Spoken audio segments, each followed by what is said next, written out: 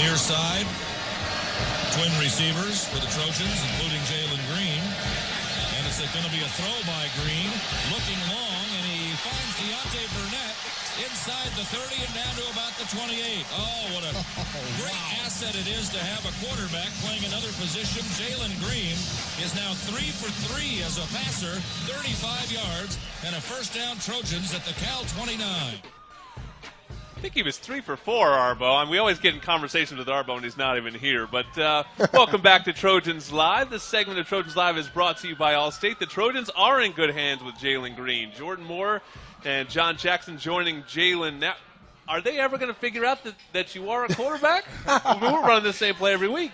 Well, I mean, I came here as a quarterback, so I think they already know. But, I mean, I just want to widen my horizon, so just play more. Well, tell us about the conversion. How did it go?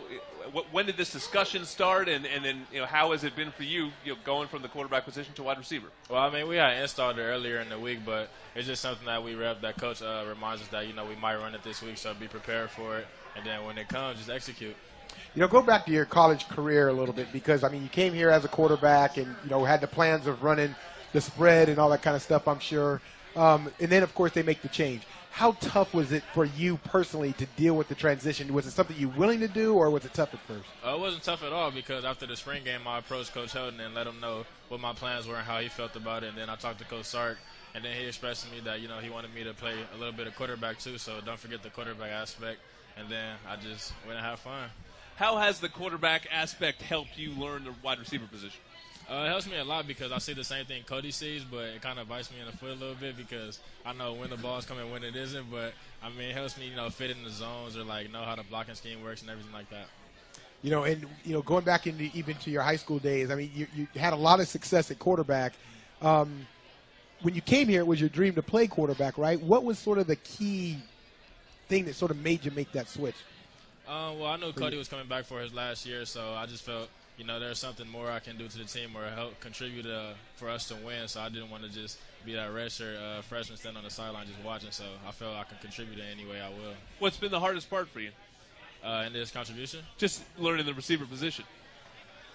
Just, trying to fine-tune my routes, knowing what to do at the top of routes just to create separation from defenders and, just trying to get open.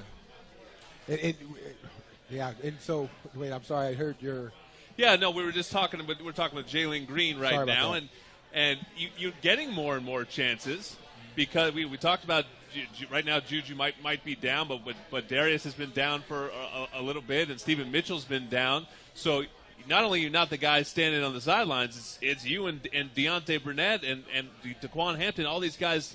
Talk about this team's next man up mentality, which obviously you personified as well as these other guys at the receiver position. Yeah, it was something we had introduced, earlier in the season, the whole platoon aspect with the receivers. So, I mean, we weren't expecting all these guys to go down, but Coach T and Coach Helton, they let us know that, I mean, we have no choice but to step up. So, I mean, there's going to be a guy out there, and then the coaches are going to go with who they best feel is going to step up. Yeah, and here's my question. The Cavalier pride, I got to bring this in just a little bit. On Saturday, Dory gets the ball, pitches it to you. You throw it to Burnett. All you Sarah guys get involved. Did you guys even talk about it? How cool was that? No, I didn't realize it until people were saying it afterward. But, I mean, it was definitely cool. Deontay was telling me to make sure I throw him a touchdown, but I just had to get the ball in his hands, and then we just executed. What is with the Sarah pipeline? It does seem like it has produced a ton of great Trojans. I mean, how much was that in your mind when you chose USC? I think we all just like stay at home, but I mean, it's definitely great, to have guys like George, Woody, Marquise, Deshaun Harris that all came here before us, and we all just get to live up to their legacy. Now, in terms of running routes, in the receiver spot, have you played it before? Was there ever a time, Pop Warner days or anything, or is it completely brand new? Yeah, I actually started off as a wide receiver, but I throw the ball around a little bit, but I played wide receiver up until my 8th grade. And then 9th grade, I switched to quarterback, so I played quarterback for 4 years. Do you think it's the position of your future? What do you think about your future? Receiver? Yeah.